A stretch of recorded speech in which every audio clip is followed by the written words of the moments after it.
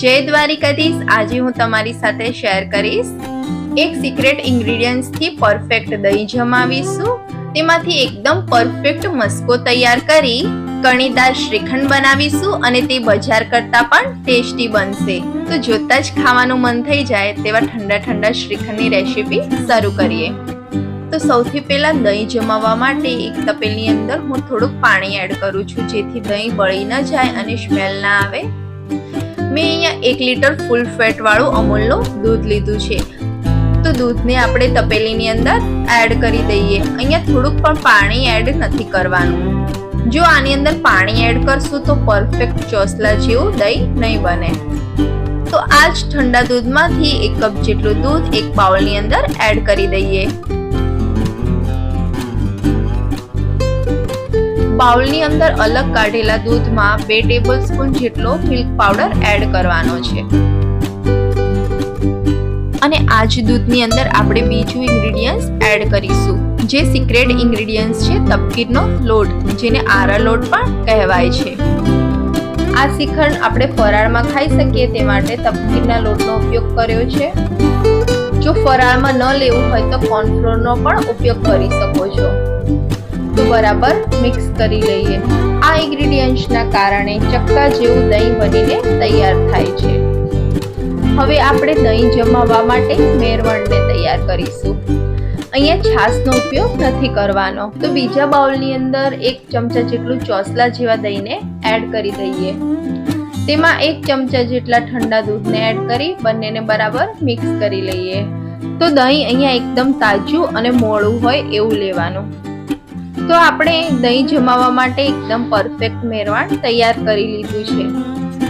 તો અહીંયા આપણે દૂધમાં એક બોઇલ આવે ત્યાં સુધી આપણે ગરમ કરવાનું છે અને આ ગરમ દૂધની અંદર જ મિલ્ક પાવડર અને આરા લોટના મિશ્રણને એડ કરવાનું છે। એડ કરી તપકીરના લોટની જે કચાશ છે તે દૂર થઈ જાય તે માટે 1 મિનિટ માટે હલાવતા રહીશું। તો દૂધ એકદમ મલાઈદાર અને થીક થવા લાગશે। તો હવે દૂધને ઠંડુ થવા દેશું। તો અહીંયા દૂધ ઠંડુ થઈ ગયું છે। તો આ રીતે આંગળી અડાડીને પણ આપણે ચેક કરી લઈએ।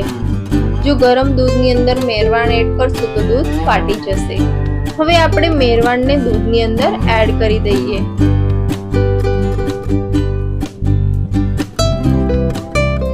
બરાબર મિક્સ કરી લઈએ। 4 થી 5 કલાક માટે ઢાંકીને મૂકી દઈએ।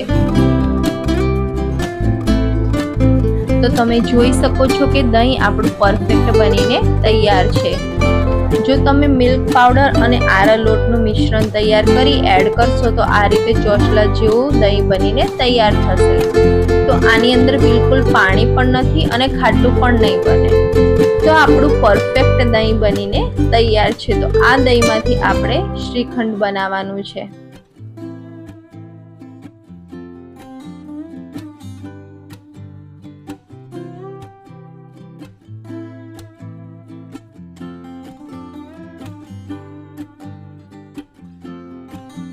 આપણે બજાર જેવું શ્રીખંડ તૈયાર કરવા માટે એક બાઉલમાં આ રીતે ગળણી રાખી દઈએ।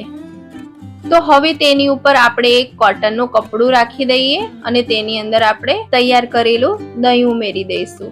દહીં તમે ફ્રેશ જમાવો અને તેમાંથી શ્રીખંડ તૈયાર કરો તો 7 થી 8 દિવસ તમે ફ્રીઝરમાં સ્ટોર કરી શકો છો। તો દહીં ઉમેર્યા પછી કપડાને આ રીતે આપણે ભેગું કરી દઈશું।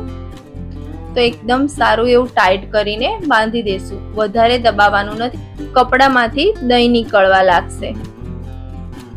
આ રીતે બાંધીને રાખવાથી દહીંની અંદર રહેલું વધારાનું પાણી નીકળી જાય છે। તો આ રીતે કપડાથી જ ગાંઠ બાંધી દેવાની છે। તેની ઉપર ઢાંકણ ઢાંકી કાંઈ બી આ રીતે વજનવાળું હોય તેને મૂકવાનું। ગરમીમાં દહીં આપણું બહાર રાખીએ તો ખાટું પડી જાય, એટલા માટે આપણે દહીંમાંથી પાણી અલગ થાય ત્યાં સુધી આપણે આ જ રીતે ફ્રીજમાં રાખી દઈશું। તો હવે આપણે શ્રીખંડમાં ઉમેરવા માટેની ખાંડને પીસી લેશું। તો અહીંયા હું 1 લીટર દૂધના મસ્કાની અંદર અડધો કપ ખાંડને એડ કરું છું। ટેસ્ટ પ્રમાણે તમે ખાંડને ઓછી વધુ કરી શકો છો। ઇલાયચીના ફ્લેવર માટે 5 ઇલાયચીના દાણા કાઢી એડ કરી દઈએ। જેથી ખાંડ સાથે ઇલાયચી બરાબર પીસાઈ જાય. પીસેલી ખાંડને એક બાઉલની અંદર કાઢી લઈએ. તો તમે જોઈ શકો છો કે દહીંમાંથી બધું જ પાણી અલગ થઈ ગયું છે.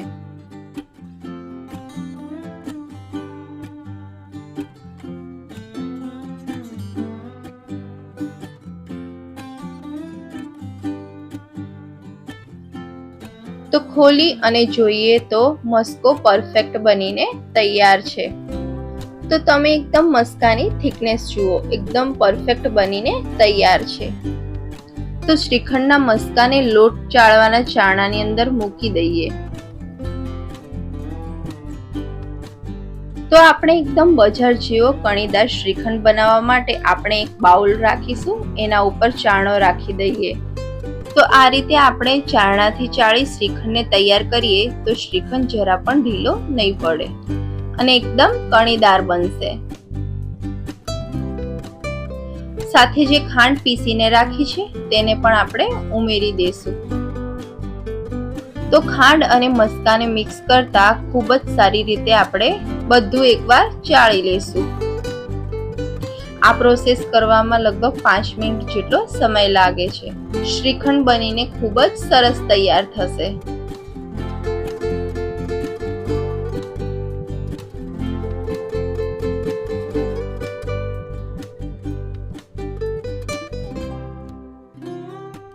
તો ચારણાને ઊંધો કરી આ રીતે શ્રીખંડનું બધું જ મિશ્રણ લઈ લઈએ.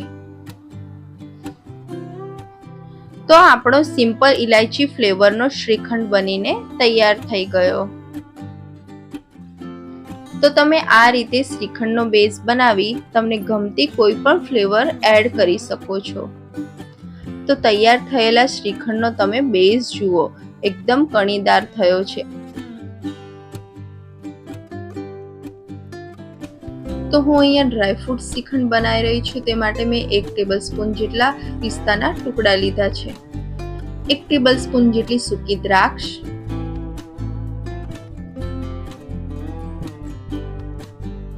1 ટેબલસ્પૂન જેટલા કાજુના ટુકડાને એડ કરીએ, 1 ટેબલસ્પૂન બદામના ટુકડાને એડ કરીએ, વેનીલા એસેન્સના 2 ટીપા ઉમેરી શ્રીખંડ અને ડ્રાયફ્રૂટને બરાબર મિક્સ કરી લઈએ.